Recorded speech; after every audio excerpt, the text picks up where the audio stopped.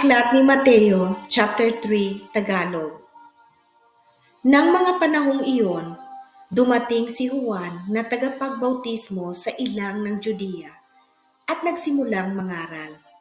Ganito ang kanyang sinasabi, "Magsisi kayo at talikuran ang inyong mga kasalanan, sapagkat malapit nang dumating ang kaharian ng langit."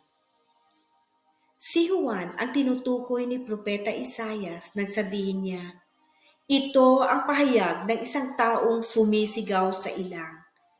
Ihanda ninyo ang daraanan ng Panginoon. Gumawa kayo ng mga tuwid na landas na kanyang lalakaran."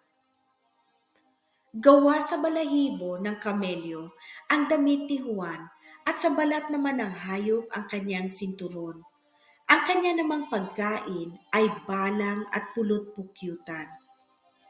Dinarayo siya ng mga tao mula sa Jerusalem, sa buong Judea at sa magkabilang panig ng Ilog Jordan.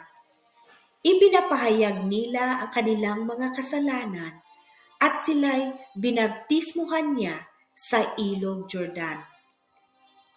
Nang makita niyang lumalapit din sa kanya ang maraming Parisiyo at mga Sadusiyo upang magpabautismo, sinabi niya sa kanila, "Lahi ng mga ulupong, akala ba ninyo'y makakatakas kayo sa parusa ng Diyos? Patunayan muna ninyo sa inyong mga buhay na kayo'y talagang nagsisisi at huwag ninyong akalain na makakaiwas kayo sa parusa ng Diyos dahil sinasabi ninyong ama ninyo si Abraham. Sinasabi ko sa inyo na kahit sa mga batong ito ay makakalikha ang Diyos ng mga anak ni Abraham. Ngayon pa lamang ay nakaamba na ang palakol sa ugat ng mga punong kahoy. Ang bawat punong hindi mabuti ang bunga ay puputulin at itatapon sa apoy.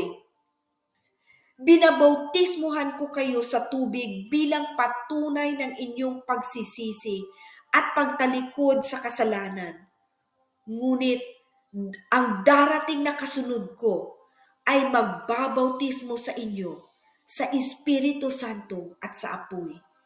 Higit siyang makapangyarihan kaysa akin, ni hindi man lamang ako karapat-dapat magdala ng kanyang sandalyas. Hawak na niya ang kanyang kalaykay upang alisin ang dayami.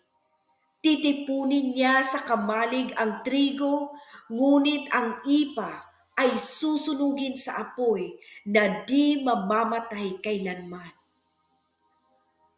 Dumating si Jesus sa Ilog Jordan mula sa Galilea upang magpabautismo kay Juan.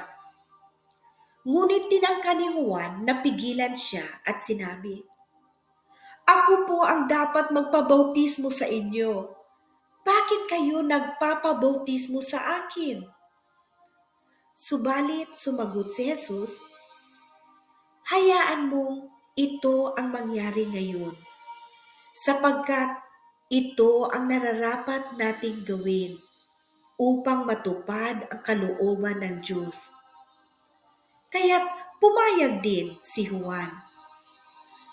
Nang mabautismuhan si Jesus, kaagad siyang umahon sa tubig.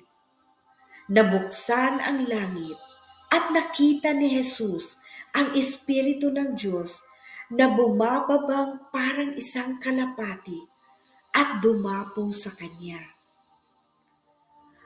At isang tinig mula sa langit ang nagsabi, "Ito ang minamahal kong anak na lubos kong kinalulugdan."